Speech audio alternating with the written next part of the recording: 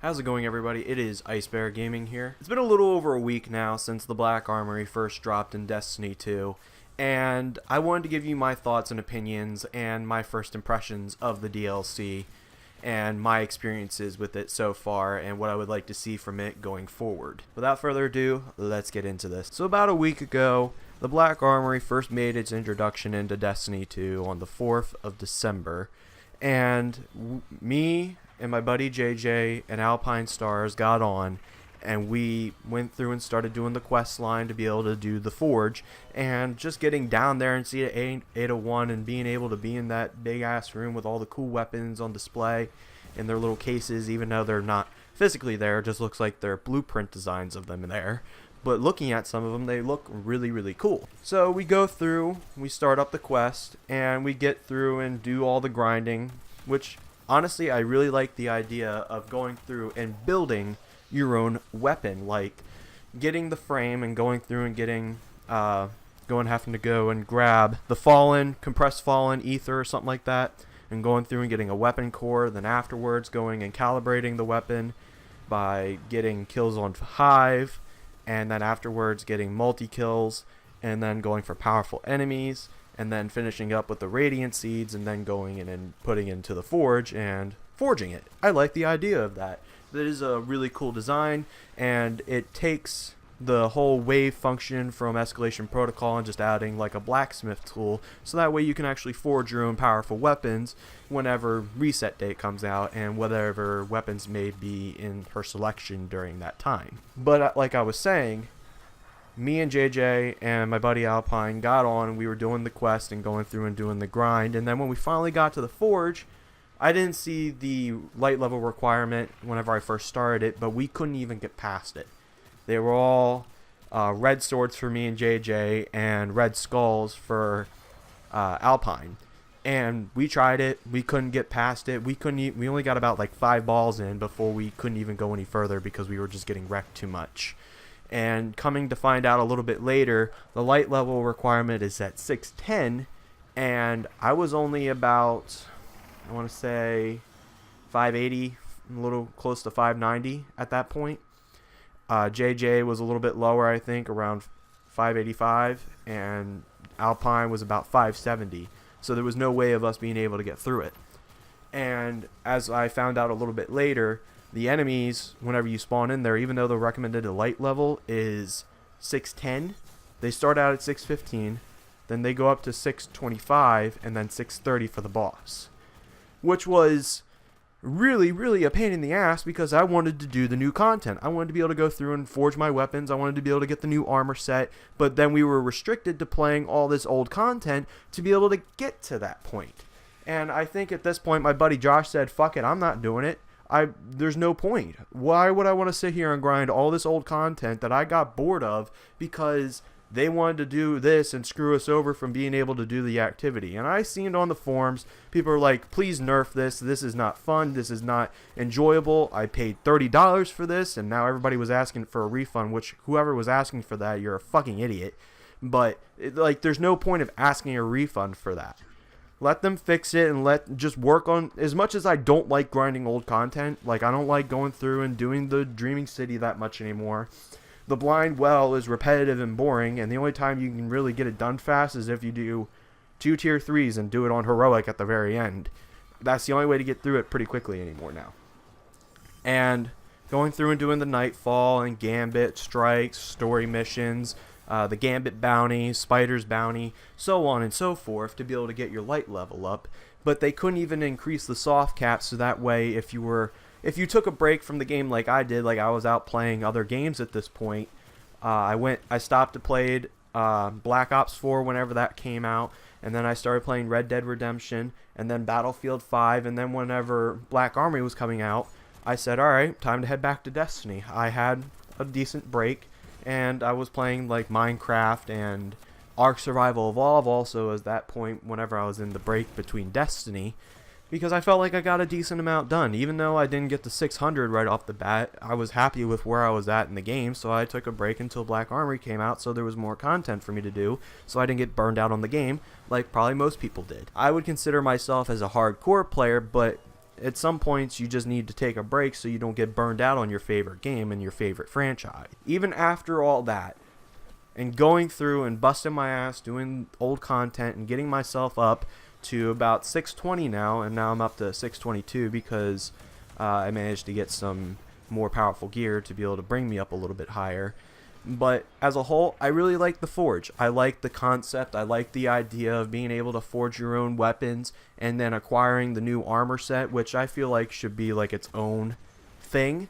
Like, I wish there was like a bounty or some sort of forging opportunity to be able to put it like there with next to the go through and actually build the new weapons and armor. Like, I would like to be able to see that as like its own bounty for the armor. The weapons are okay. And some of the weapons I got now are really, really good. I like the light machine gun. I like the hand cannon and the roll that I got on it. I'm not a particular fan of snipers, so I just infused that into my Ikello shotgun. And I can only imagine what's going to happen now whenever the new Forge comes out next week, and with the whatever new weapons are going to be out then. It looks like on Ada's table, she has if you look to the right of her, you can actually see the two forges that we already have unlocked, and there's another space there and one off to the left of every other forge. So I'm guessing the one off to the left is probably from the raid, and the next one is going to be the next week's drop whenever we have it unlocked. I don't know for sure yet. We'll just have to wait and see. But as a whole, the DLC is okay, but my only problem is it's restricted behind the forge to be able to get the new content. For people who were like me and took a break from the game or stopped the play for a little bit because they wanted to try other games or play new games and take a break from the game overall, is kind of sad because it's screwing over the player base that wants to keep playing, but they don't want to get burned out on the game, kind of like how I did, and came back a little bit later. I feel like they should have implemented a soft cap for players who took a break for a while but were at almost 600 and boosted the soft cap up to 600 so people can start working on their powerful gear from there and get raid ready and forge ready, because the forge, like I said, was at 610 and they dialed it back now. They nerfed it back. Instead of it scaling up by 10, it scales up by about 5 now, I think. Which is good on Bungie's part, because they did that the very next day after the Black Armory came out and nerfed it down so people can actually go in there and play it at 600 and be able to attempt to complete the Forge. For me, I waited a little bit. It took me, I want to say, a solid week of grinding from the content drop on Tuesday of last week and grinding pretty much all week this week to getting up to where I am at now to be able to attempt the Forge. And the Forges aren't too hard now. They're a bit challenging. They're very rewarding whenever you do complete them. But in the end, it just comes down to grinding old content to be able to get up to that point. As a whole, the DLC isn't bad. And for people who requested or were complaining about wanting a refund because they spent $30, like, I get it. Bungie screwed up, okay? But they're trying to add more to the end game. There isn't any story here, which I would have loved to see a little bit of story in the backstory between the Black Armory, story about Ada 1, instead of just having to read it in the lore that you get. Like, the lore is okay. Don't get me wrong, lore is always amazing in Destiny. But I would love to see some sort of story, like an interesting story that has a great beginning, great middle, and great end. Unlike Warmind, where Warmind had a shoddy beginning, a shoddy middle, and a shoddy end, where with Curse of Osiris, I felt like the story in there was decent for a short story. It could have been better, in all honesty, but I feel like the story in there was better. You had a very good beginning, going to Mercury and learning about the the Infinite Forest, and going through and getting Segura's ghost back up and running, and your ghost's body from Vex Tech, going through and trying to locate the map to find where Panoptes is to stop him because of the dark future that would happen if we didn't prevent it, and going through and rescuing Segura because she got captured by Panoptes, and then Osiris comes in with his reflections in the end and actually assists us in the boss fight.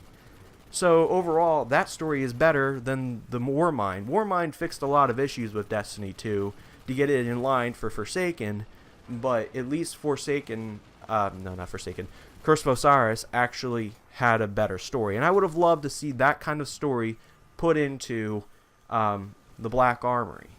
Like, I would have been okay with that. And I feel like maybe some other people would have been okay with it too if it had a decent beginning, a decent middle, and a decent end to where it feels like it wraps everything up. Where with Warmind, all freaking, what's her name does, Anna Bray, all she ever does is click a few buttons, shot a hot Hive Knight in the back with her Polaris Lance or her Braytech scout rifle, and said, "We got this" at the end cutscene with Rasputin. Back to the whole refund thing with the Black Armory and the season pass in general.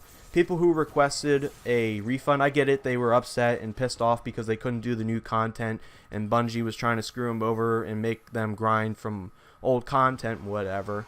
But Bungie could have done a little bit better, but people who were bitching about a refund, like, seriously, this is supposed to be endgame content, and I see it as endgame content.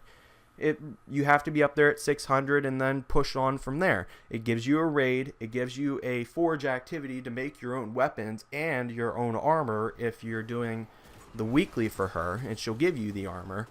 And there's going to be new exotics that are tied to the forge, which I'm meh about. Like, I don't mind forging them, but I haven't been able to unlock anything to be able to do the forging process for that, and I don't know if anybody else has because I haven't looked it up as of lately.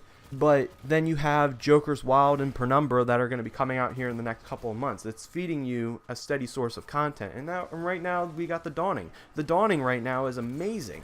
I'm actually enjoying it. I like the concept of being able to bake goods and deliver it into the system, out in the solar system to other people, and getting the powerful reward from Eva Levante. I thought that was pretty cool. Like, it's a better job from what they did last year for the Dawning.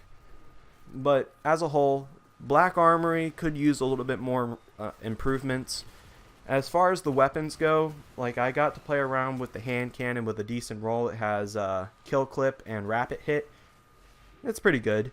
And I have my light machine gun that has shield disruptor and rampage. I need to put a boss spec or a major spec on it. Right now I have counterbalance on it.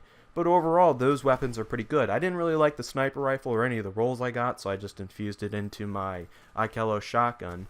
But my only problem with the weapons so far is most of them are contained either into the special slot or the heavy slot so far. That's my only issue with it. I want to see more primary weapons. Like, the primary weapons are the most things that you ever use whenever you're fighting things. Unless if you pull out a shotgun to deal with, like, a major, like with your Ikellos or your Badlander or whatever shotgun that you like using for your secondary slot. For me, I like using shotguns in my secondary slot. I like feeling like I'm back in Destiny 1 with that loadout, but since they're restricting me to new weapons and only the special slot, is very irritating. And Goon pointed out, well, you got Breakneck right now that everybody's using or grinding for to get that weapon, so that's going to dominate the primary slot. I'm like, yeah, but I like breaking it up from time to time. I don't like just using one weapon. It may be really good. It may be the best weapon for PvP or PvE in the entire game. But I would like to break it up to be able to use other weapons for my primary slot. So I'm hoping with the next update itself, well, not the update, but the next weekly reset itself, it will be really, really good. And hopefully give me a primary weapon to go after. I don't know if anybody else is feeling the same way as I am, but all I can say is I would like to go for a primary weapon and another decent heavy. Maybe bring back the light machine gun. Maybe I might be able to get a better roll on it. I'd rather have Feeding Frenzy instead of most other things, but you know, that's just my personal preference. But I like Shield Disruptor, so I'm going to keep the one I got right now. But overall, Black Armory is decent. I'm hoping that they can improve upon it a little bit more and add a little bit more content. And with Last Word coming out here at the end of next month, I think it was January 29th, if I'm not mistaken.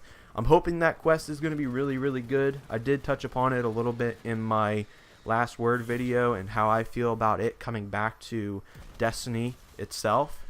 I'm hoping it's good. I hope it relies itself in more of the PvE style of gameplay, because that's what I enjoy playing the most whenever I'm not grinding out my bounties for Gambit, or just going in and getting my Crucible matches completed. I'm hoping that the weapon itself is all around good for any activity that I throw it in. It doesn't have to, like, I don't want to just have it be good for PvE or PvP. I want it to be like an all-around good weapon like Ace of Spades is. We don't have that many hand cannons that actually fit that role as much in Destiny 2, except for, in my opinion, that 3-round burst hand cannon that's an exotic. What is it called? Crimson. Better Devils with any good roll, and Ace of Spades. Those are my top 3 that I can think of off the top of my head in terms of how good it is that fit in the primary slot. So either way, I hope you guys enjoyed this video. Sorry if it seemed like a little bit of a rant, but I kind of wanted to talk about it a little bit because it's been a week now. I've been enjoying the Destiny update as a whole. Like, I'm enjoying Black Armory, I'm enjoying the weapons, I'm enjoying the Forge itself, and I'm glad it's matchmaking, but I wish they would have added a few more people to make it a little bit better. And there is one more complaint that I have about the bosses. Unless everybody's running like something that's going to melt the boss, there have been a lot of times where whenever I'm in there, no one's really using their supers. Everybody's just kind of using their primaries and sometimes their secondaries. There's been times where we just melt the boss, but overall, the boss feels more like a bullet sponge. So I'm kind of hoping they tune back his health a little bit to make it to where, since you're on a 2-minute timer and there's only like 3 people in there, and even then, you're still doing about the same amount of damage if you were at, say, 615 to 620 or 630, and I can only imagine what's going to happen later. But just tune back the health on the boss a little bit. Not much. I still want it to be a challenge, but just tune it back a little bit so we're, with 2 minutes, we can easily get it done if we're at the recommended light level or just below it a little bit. But either way, thank you so much for watching. Sorry this felt like more like a rant video instead of like anything else, but it didn't really, like, I didn't want to really rant about it. I really enjoy the DLC. I'm hoping you guys are enjoying it too. As much as we probably hate grinding the old content for Forsaken, I'm still enjoying it for what it is. But either way, thank you so much for watching. Please subscribe to stay up to date with the channel. Hit the bell tab for notifications on whenever I may be going live or making a new video like this one. And I've been doing some Subnautica streaming as well, so check that out whenever you get the chance. It finally released on PS4, so I've been enjoying it. There's a little bit of issues with it, but overall it's not a bad port for what it is. But either way, thank you again, and I will see you all